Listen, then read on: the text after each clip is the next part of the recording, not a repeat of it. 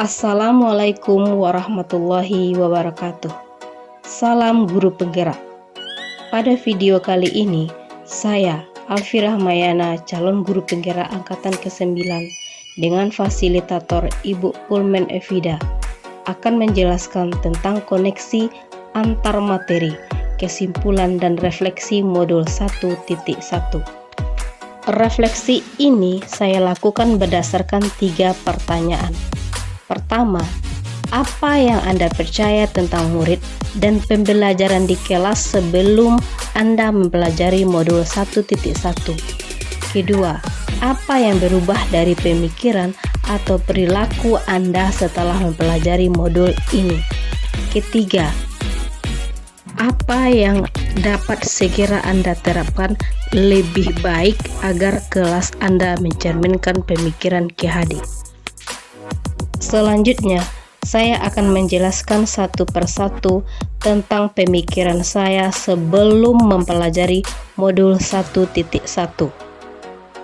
Sebelumnya, saya beranggapan semua murid bisa mengikuti dan memahami materi pembelajaran yang saya ajarkan. Setelah saya mempelajari modul 1.1, saya mengetahui ternyata tidak semua murid bisa memahami dan tertarik dengan setiap materi yang saya ajarkan, karena setiap anak memiliki kodrat yang berbeda. Berikutnya, sebelumnya saya beranggapan semua murid dapat mengikuti cara belajar yang dilakukan oleh guru, asal ia memperhatikan penjelasan guru dan rajin berlatih. Ternyata setelah mempelajari modul 1.1, saya mengetahui bahwa murid sebagai subjek pembelajaran, merekalah pemegang kendali pembelajaran. Pendidik harus memfasilitasi belajar murid agar mereka dapat menjadi manusia yang seutuhnya. Sebelum mempelajari modul 1.1, saya beranggapan pembelajaran berpusat pada guru sebagai sumber ilmu. Ternyata setelah mempelajari modul 1.1, pembelajaran seharusnya berpusat pada murid sebagai subjek. Anaklah yang aktif dalam membangun pengetahuan sendiri. Mereka berhak menentukan sumber belajar mereka. Jadi apa yang kita berikan kepada murid berasal dari kebutuhan murid itu sendiri. Cara mengajarkannya sesuai dengan kondisi anak dan pendekatan yang dipakai berdasarkan dunia anak. Karena sejatinya kita sebagai guru menghamba kepada anak. Jika anak-anak yang kita ajar, maka sesuaikanlah dengan dunia anak. Jika remaja yang kita ajar, kita didik, maka sesuaikanlah dengan dunia remaja mereka. Dan saya juga beranggap sebelum mempelajari modul 1.1, tugas guru adalah mentransfer ilmu yang dimiliki kepada murid. Sekarang, setelah mempelajari modul 1.1, saya sadar tugas guru yang sebenarnya adalah membuat murid memahami pentingnya materi yang dipelajari, menumbuhkan budi kepekerti, membantu mereka mengidentifikasi manfaatnya bagi diri sendiri, untuk kemudian diterapkan dalam kehidupan sehari-hari di tengah masyarakat.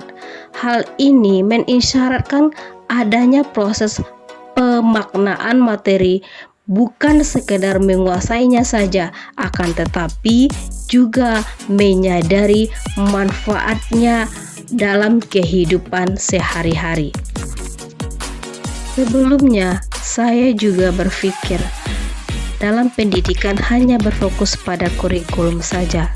Tapi setelah mempelajari modul 1.1, saya menyadari dalam pembelajaran yang penting bukan penyelesaian kurikulum dan ketuntasan belajar, namun bagaimana anak dapat mengembangkan minatnya sesuai dengan kodrat alam dan kodrat zaman. Dalam pembelajaran, kita dapat menciptakan pembelajaran yang menuntun anak menjadi manusia yang berbudaya. Ini kegiatan pembelajaran yang saya lakukan di kelas sebelum saya mempelajari modul 1.1. Saya mengajar dengan metode ceramah. Saya menjelaskan materi pembelajaran kepada anak, kemudian memberikan tugas untuk mereka selesaikan dengan baik. Di saat mereka bekerja, saya memantau kerja mereka. Saya memaksa mereka untuk bisa menjawab soal-soal dengan baik, tanpa memperhatikan kondisi setiap murid. Bisa jadi di saat saya mengajar, ada anak yang kurang sehat atau belum mengerti. Keadaan pembelajaran seperti inilah yang harus dirubah.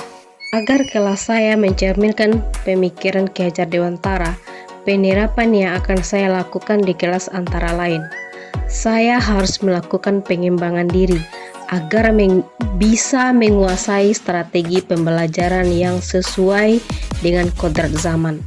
Melatih 6 kecakapan abad ke-21 yang dikenal dengan istilah 6C, yakni karakter, citizenship, kewarganegaraan, critical thinking, berpikir kritis, creativity, kreatif, collaboration, kolaborasi, dan communication, komunikasi.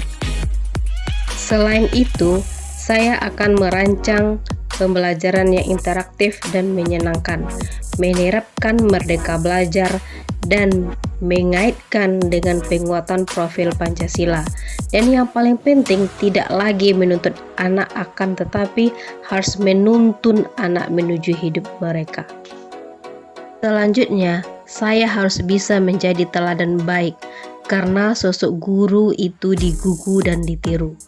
Untuk itu, saya harus merubah sikap dan tingkah laku saya jika selama ini ada yang tidak baik di depan anak. Dan yang terakhir, saya harus bisa menjalankan semboyan Ki Hajar Dewantara: ing ngarso sung tulodo, ing madya mangun karso, tut wuri handayani. Di depan sebagai contoh, di tengah sebagai pamong, dan di belakang sebagai pemotivasi. Dari penjelasan saya yang tadi dapat disimpulkan, dasar-dasar pemikiran dari Ki Hajar Dewantara harus segera kita terapkan dalam proses pembelajaran di kelas ataupun di sekolah. Di antaranya, pendidikan adalah menuntun anak sesuai dengan minat dan bakatnya. Pendidikan bukan hanya ilmu akademis saja, namun perlu penanaman budi pekerti yang baik. Kemudian, pendidikan sejatinya adalah menghamba pada anak.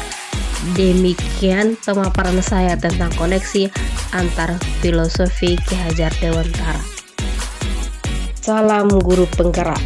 Semoga kita menjadi guru hebat yang mendidik murid menjadi hebat.